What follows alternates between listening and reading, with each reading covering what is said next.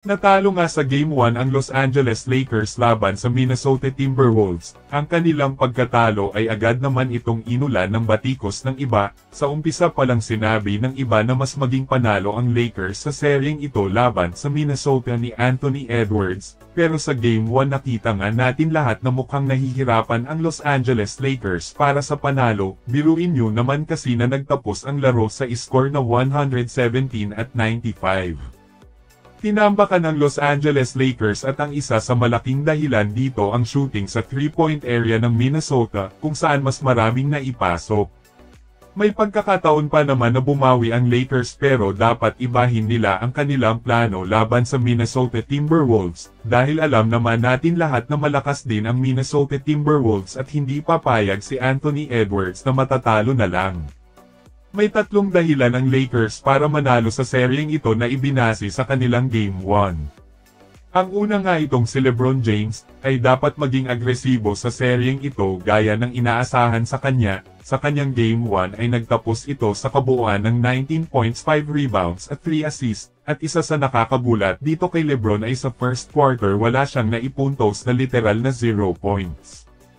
Kung gusto manalo ng Lakers ay dapat talaga gumanap si LeBron James ng mas mahusay gaya ng inaasahan sa kanya pagdating sa ganitong sitwasyon, at hindi lamang si LeBron dahil pati na rin itong si Austin Reeves na maaasahan din sa ganitong sitwasyon, na sa kanyang Game 1 sa kabuuan nakapagtala lamang ito ng 16 points, 3 rebounds at 3 assists. At ang pangalawa dito na nakikita ay itong si Luka Doncic na dapat samantalahin ang depensa ni Rudy Gobert gaya ng inaasahan sa kanya na ginawa niya na ito noon pa man nang nasa Dallas Mavericks pa siya.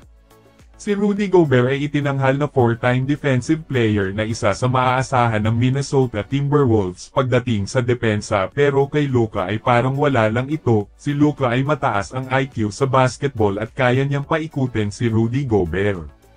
Nasa katunayan sa kanilang Game 1 ay humantong si Rudy Gobert sa foul trouble at isa nga si Luka Doncic ang naging malaking dahilan dito. May kakayahan si Luka na sumungkit ng foul sa kalaban at para maepsan ang depensa ng Minnesota kailangan talaga na samantalahin ni Luka ang depensa ni Rudy Gobert na kaya niyang paikutan. At ang huli ito ang isa sa pinaka-importante na ang kanilang adjustment ay dapat baguhin sa laro laban sa Minnesota na magmumula ito kay Coach J.J. Redick. Sa season na ito meron ng patunay si Coach J.J. Redick dahil ang Lakers dinala niya sa itaas at naniniwala ang iba na kahit isa ang Minnesota sa kanilang mahirap na makakaharap sa playoffs, ay naniniwala pa rin na may kakayahan si Coach J.J. Redick na malusutan ito. Kailangan pahigpitin ng Lakers ang kanilang depensa lalong-lalo na dito kay Anthony Edwards, na gumawa ito ng 22 points, 8 rebounds at 9 assists. Mataas pa rin ang 22 points at ang kanyang 9 na assist ang isa sa nagpatalo sa Lakers. Kailangan talaga higpitan ng Lakers pagdating sa depensa at isa dito ang kanilang depensa sa perimeter. Naging malaki ang kalamangan ng Minnesota dahil sa outside shooting nito na gumawa ang Minnesota ng 42 attempts sa 3-point area at 21 na shot doon ang naipasok.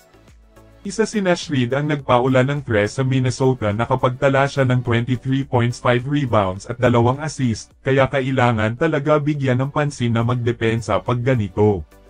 Ayon pa sa report kailangan gamitin ni Coach J.J. Redick ang kanyang player na may kakayahan na depensahan ang Minnesota Timberwolves, at ito nga si Dorian Finney-Smith at Gabe Vincent at Jared Vanderbilt. Well, kung kayo ang tatanungin mga idol, mananalo na kaya ang Lakers laban sa Minnesota Timberwolves?